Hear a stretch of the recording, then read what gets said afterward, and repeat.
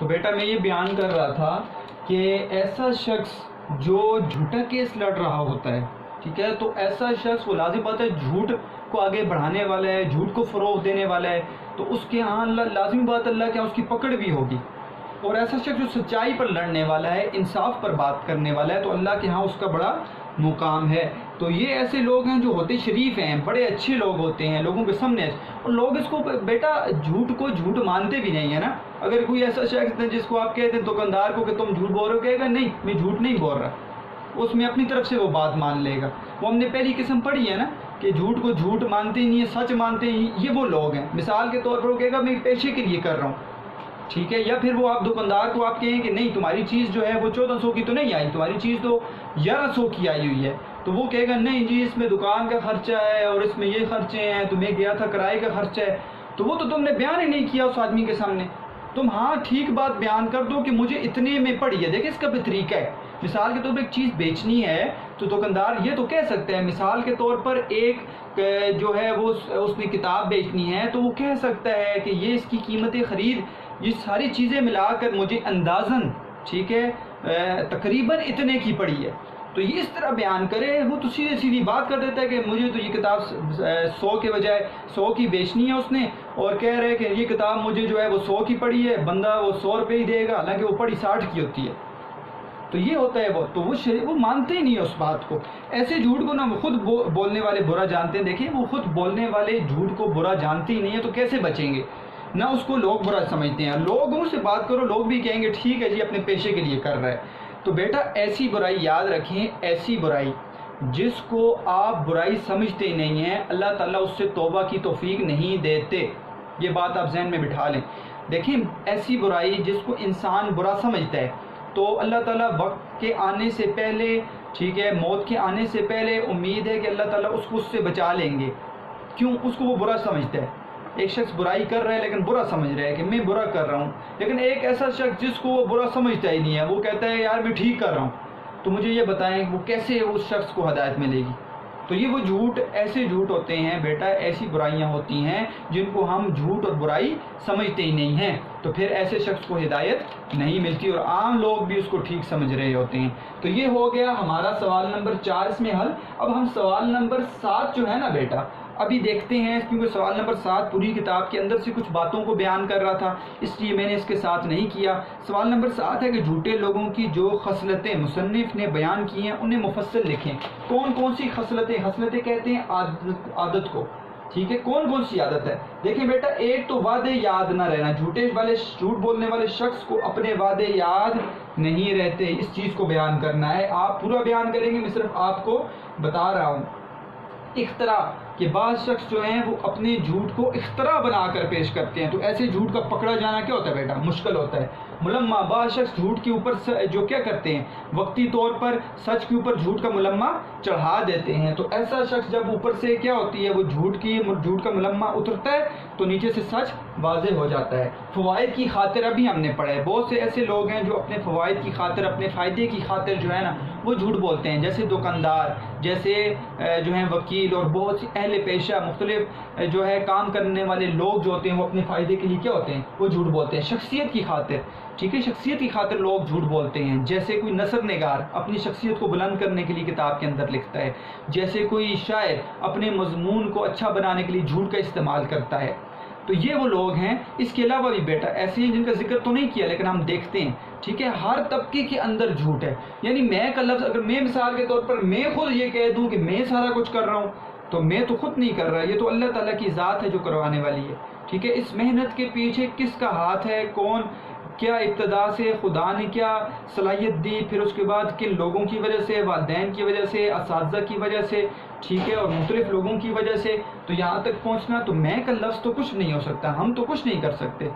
تو یہ وہ چیزیں ہیں بیٹا کہ جو انسان کو جھوٹ کی طرف لے کر جاتی ہیں، تو یہ جھوٹے لوگوں کی عادتیں ہوتی ہیں۔ یہ آپ آسانی سے اب سمجھ بھی گئے ہوں گے بیٹا، اس کو آپ نے اسی طریقے سے آپ نے اپنے سوال کو اپنی نیٹ کاپی میں درج کرنا ہے۔ دیکھیں بیٹا معروضی سوالات جو ہے نا میں نے صرف آپ کو دکھانے کے لیے یہاں پر لکھے ہیں، اب آپ ماشاءاللہ ترتیب کو سمجھ گئے ہیں تو آپ کہیں سے بھی کوئی بھی معروضی سوال نکال سکتے ہیں۔ مثال کے طور پر یہ دیکھیں نفاق کا لفظ ہم نے پڑھا، ٹھیک ہے، اور یہاں پر ہم نے نطق اور کذب کی بات پڑھی. یہ دیکھیں ہم انسانوں میں آخری لائن جو ہے صفحہ نمبر 12 کی، ہم انسانوں میں جو باہم رشتہ مندی ہے وہ فقط ڈیش کے سبب ہے، زبان کے سبب ہے، نطق کے سبب ہے، باتوں کے سبب ہے، ٹھیک ہے، تعلق کے سبب ہے، کچھ بھی آ سکتا ہے تو نطق کے سبب ہے. ہائی لائٹ کریں.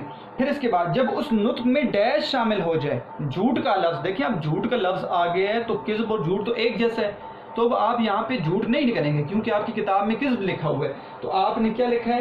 کذب لکھنا ہے. اسی طرح بیٹا آگے جائیں، اگلے صفحے پر ہم نے پڑھا ہے کہ یہ جھوٹ آگ اور ڈیش سے زیادہ ان کا نقصان کر رہا ہے، یا یہ جھوٹ ڈیش اور تلوار سے زیادہ اس کا نقصان کر رہا ہے. آگ کا بھی آپشن آ سکتا ہے MCQs میں، تلوار کا بھی آپشن آ سکتا ہے. اس کے علاوہ اپنے تشخص اور تعلیق کی داستانیں ڈیش میں گڑا کرتے ہیں، نثر میں گڑا کرتے ہیں.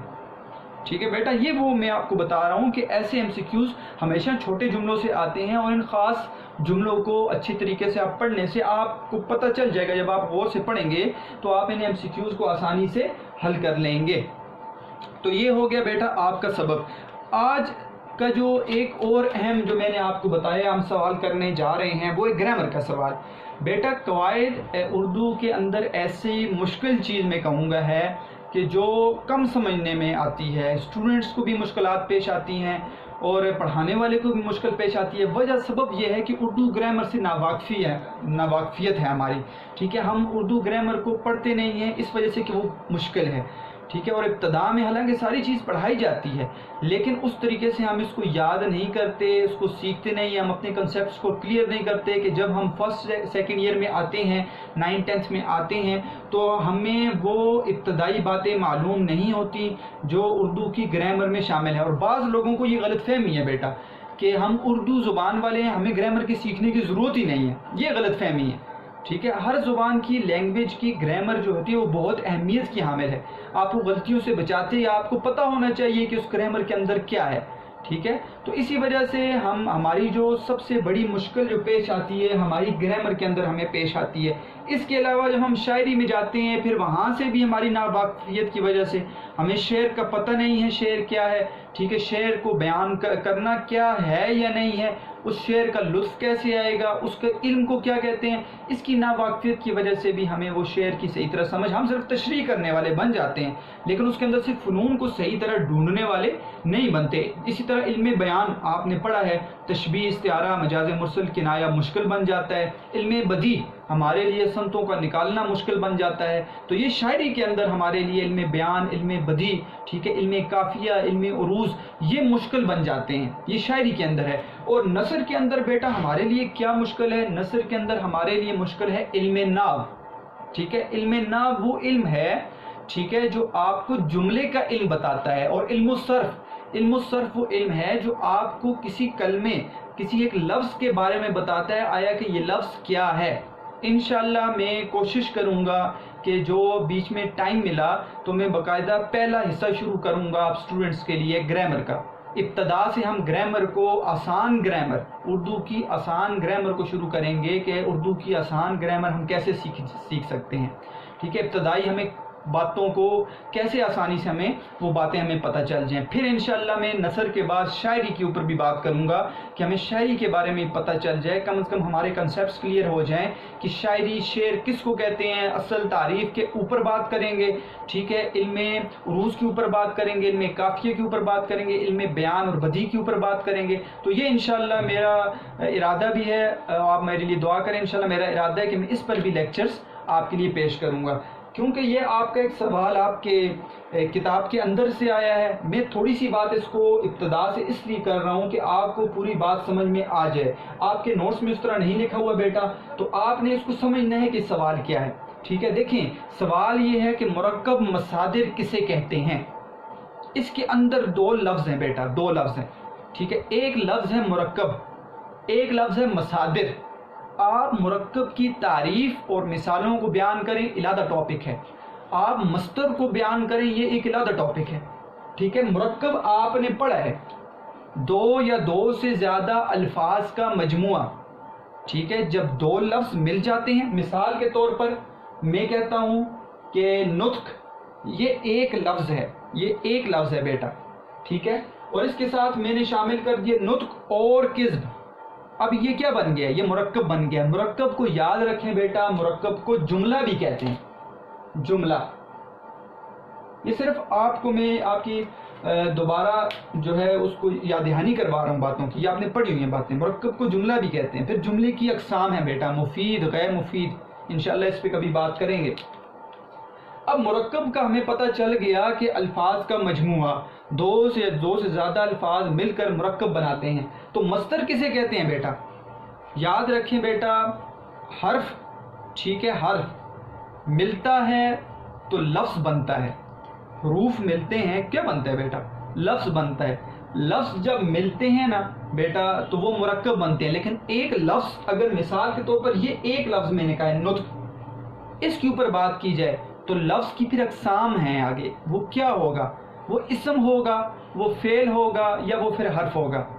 ٹھیک ہے، اسم آپ نے پڑھا ہے ناؤن، ٹھیک ہے، وہ اسم ہوگا، فعل ہوگا یا حرف ہوگا. پھر اسم کی مثالیں ہیں، پھر فعل کی مثالیں ہیں، پھر حرف کی مثالیں ہیں. لیکن اسم کی جب آپ مثالیں پڑھتے ہیں تو دو طرح پر ہیں. ایک بلحاظ بناوٹ اس کی اقسام ہیں، اور ایک بلحاظ معنی اس کی اقسام ہیں. آپ نے پڑھا ہے، ابھی آپ کو یاد آ جائے گا. بلحاظ بناوٹ آپ نے پڑھا ہوگا کہ اس کی 3 اقسام ہیں، مصدر، مشتق اور جامد. یہ 3 اقسام ہیں بلحاظ بناوٹ. اور بلحاظ معنی اس کی 2 اقسام ہیں، اس میں معرفہ اور اس میں نکرہ. ٹھیک ہے، تو ہم بات کرتے ہیں بلحاظ بناوٹ کی. تو بناوٹ میں وہ لفظ آ گیا، دیکھیں یہاں سے ذہن چلا گیا مصدر. تو جب تک آپ کو مصدر کا پتہ نہیں ہے تو مرکب مصادر کو آپ کیسے سمجھیں گے پھر؟ تو مصدر کو بیٹا وہاں پہ جاننا ضروری ہے. مصدر کسے کہتے ہیں؟ اسم کی بلحاظ بناوٹ ایک قسم ہے جس کا نام ہے مصدر. مصدر لغت میں کہتے ہیں نکلنے کی جگہ کو.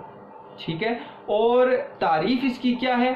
اس میں مصدر اس اسم کو کہتے ہیں کہ جو خود تو کسی سے نہ بنے لیکن آگے اس سے الفاظ بنے.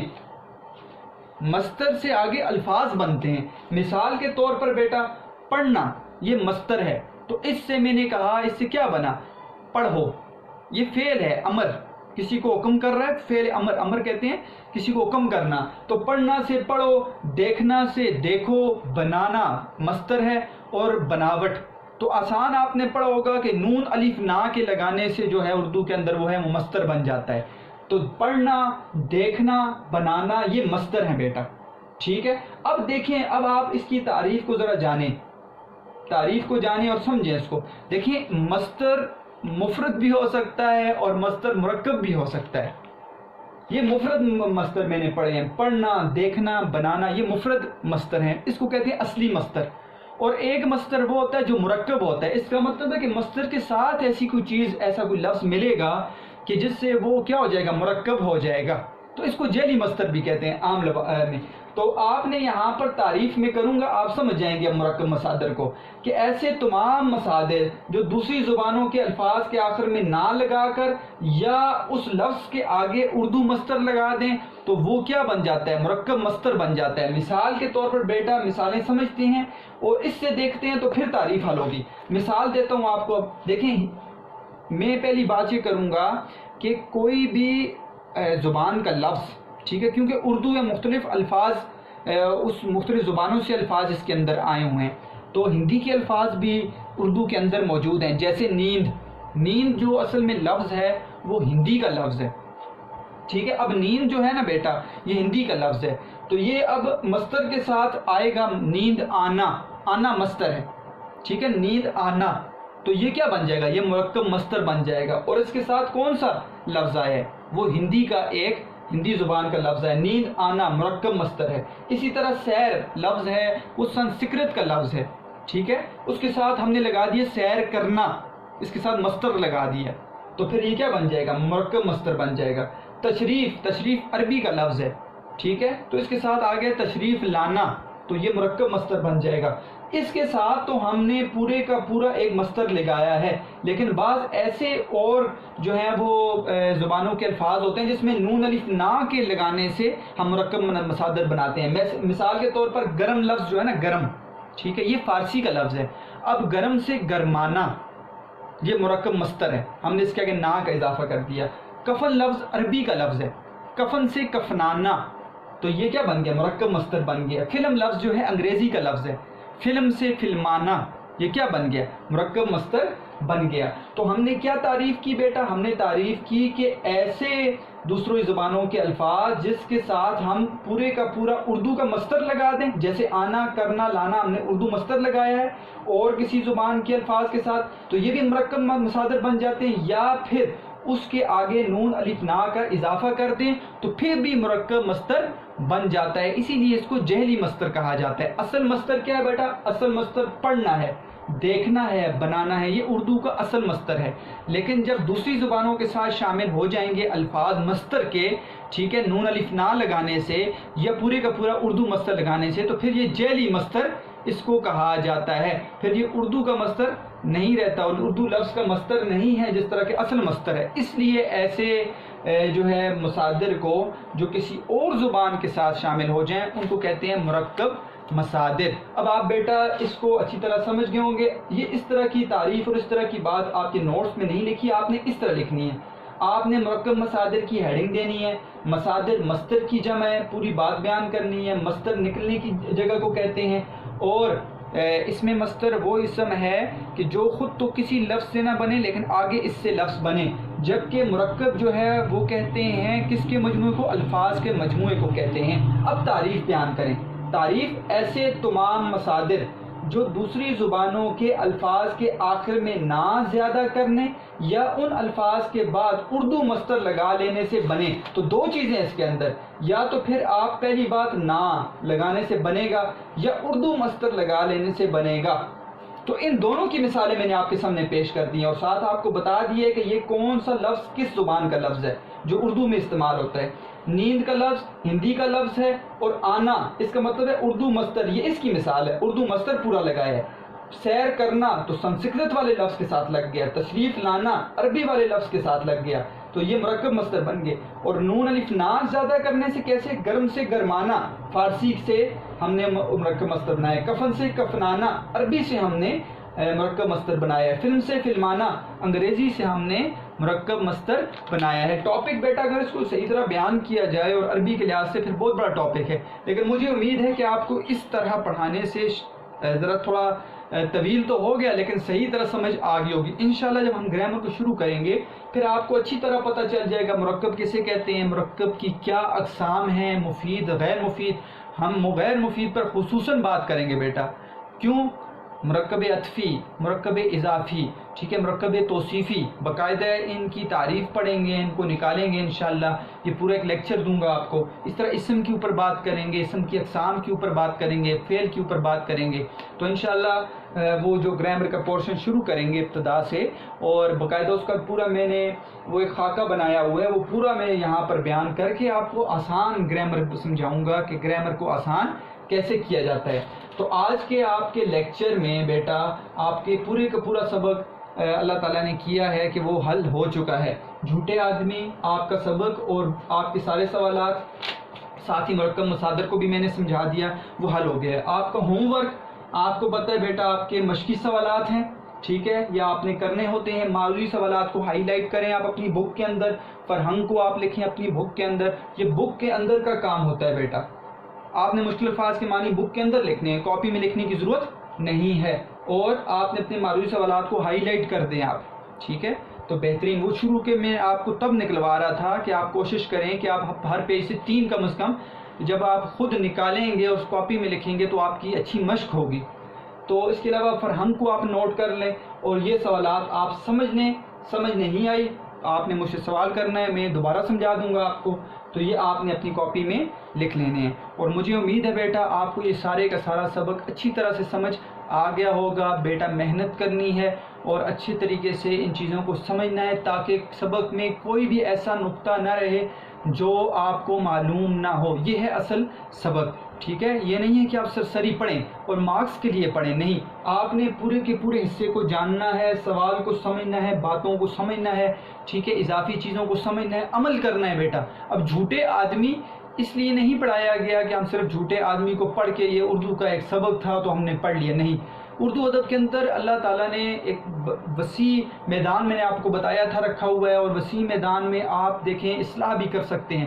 جھوٹے آدمی ایسا مضمون ہے جس کو پڑھنے کے بعد انسان سب سے پہلے یہ نیت کر لے کہ میں جھوٹ سے بچوں گا، میں اور ہم سب یہ نیت کریں کہ ہم آئندہ کے بعد جھوٹ سے بچیں گے۔ تو مجھے امید ہے بیٹا کہ آپ محنت کریں گے اور ان چیزوں پر انشاءاللہ عمل بھی کریں گے۔